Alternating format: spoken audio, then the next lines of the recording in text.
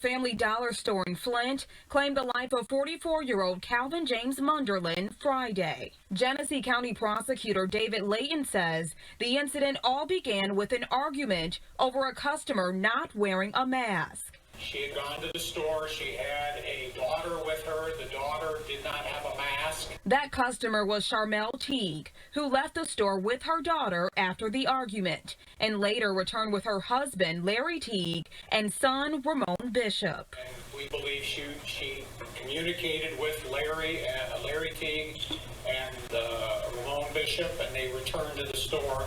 And the shooting occurred. Witnesses say the two men entered the Family Dollar and confronted Munderland about the incident. Munderland was then shot in the head. Layton accuses Bishop of pulling the trigger. Munderland was rushed to the hospital but did not survive. Those who knew him described him as a great guy. He's just an all-around good guy. And when I found out what had happened to him, it really broke my heart because I know what kind of person he was. Prosecutor David Layton has authorized 3 felony warrants. Charmel Teague is in custody, while Ramon Bishop and Larry Teague remain at large.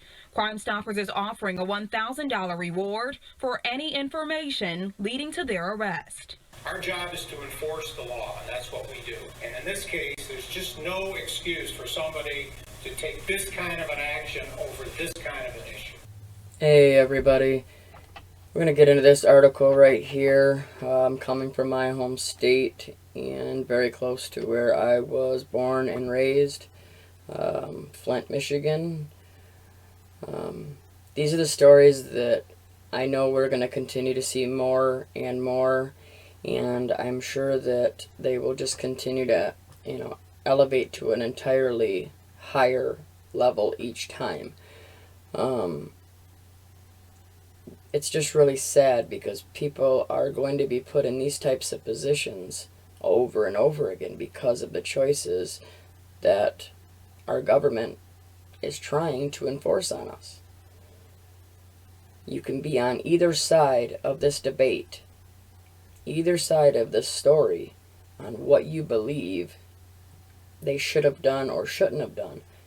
But at the end, none of it matters because we wouldn't be in this position if it wasn't for all the lies and the panic and fear pushed by the media, pushed by the government. Okay? These are the situations that they want to happen. Because if they happen and it gets bad enough, and they'll continue to put it on mainstream news so that it's out there in front of everybody, they can say, look, it's gotten this bad. People are now dying. They're killing each other over this situation or that situation. But they're all going to have to do with this coronavirus and everything that's being done because of it. Then they'll be able just to release their military. I just know that more and more of these stories are going to come out. And all we can do is continue to share this information and hopefully be able to prepare people to not be put in these situations, to not put themselves or their families in these positions. Alright, let's get into this article real quick. 3 charged in fatal shooting of guard enforcing mask use at Flint store. Genesee County Prosecutor David Layton has charged 3 individuals in the killing of a security guard at a Family Dollar store just north of downtown Flint, during an argument over a state ordered for shoppers to wear face masks during the COVID-19 pandemic. A 23-year-old man, a 44-year-old man, and a 45-year-old woman, all of Flint, have been charged with first-degree murder and weapons charges in the May 1st shooting death of 43-year-old guard Calvin James Munderland. The shooting took place around 1:45 p.m. Saturday, May 1st at the store off East 5th Avenue, north of downtown Flint. It's alleged the 45-year-old woman and Munderland, who was working as a security guard at the time, got into a verbal dispute after he told the woman's daughter she needed to wear a face mask while inside the store. The woman's daughter then left the store, but her mother began to yell at Munderland. He told the mother to leave the store and instructed a cashier not to serve her, according to the investigative reports of the incident turned over to the Genesee County prosecutor David Layton. During a Monday, May 4th press conference, Layton said there is video surveillance of the altercation between the woman and Munderland. A short time later, the mother returned to the store with her 44-year-old husband and her 23-year-old son and confronted Munderland. Layton pointed out the wife called the husband between leaving in a red GMC Envoy to River Village Apartments and coming back to the store 20 minutes later with two men who came inside the store. The 44-year-old man yelled at Munderland about disrespecting his wife, with the 23-year-old man accused of pulling out a gun and shooting Munderland in the back of the head, Layton said. All because the security guard is trying to uphold these horrible draconian laws and guidelines that they're trying to push on everybody, telling them they have to wear masks, telling them they can only shop here, completely taking away their rights. He was just doing his job. Do I see the other side? Of course, I'm not wearing a mask. I'm not going to wear a mask going into the store. I was in a Family Dollar this morning, didn't wear a mask. Okay? But obviously what they did was horrid, and they're going to pay for it. And how sad is it, though? That's the whole point. This isn't about judgment, not to me at least, because everybody loses. Security guard lost his life.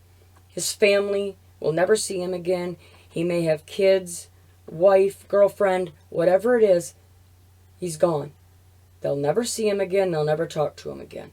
On the other side, all three of them, they're going to prison. So, how much worse can you get? All their family members have now lost them. Obviously there was a younger daughter, so now she doesn't have a mother, a father, a brother that she lost. All of this entire thing would be avoided if they weren't in the situation that they're in before. This is all caused because of the fear and the panic. This is going to get worse. These are going to escalate. The longer that this drags on, the more people are going to get irritable and just completely fed up with what's going on. That these types of disputes are going to pop up everywhere. Munderland was transported to a Hurley Medical Center where he was pronounced dead a short time later.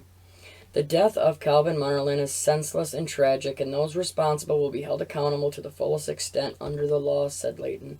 From all indications, Mr. Munderland was simply doing his job in upholding the governor's executive order related to COVID-19 pandemic for the safety of store employees and customers. The order calls for people to wear masks while inside a closed building. The 44-year-old man has also been charged with a violation of the order, a misdemeanor punishable by up to 90 days in jail and or a $500 fine. It really broke my heart because I know the kind of person he was, said Bryant Nolden, District 1 County Commissioner Bryant Nolden, who also serves as director of Bearstone Fieldhouse of Munderland. This death was extremely senseless over a mask. Yeah, you're right. It is senseless. It's completely senseless.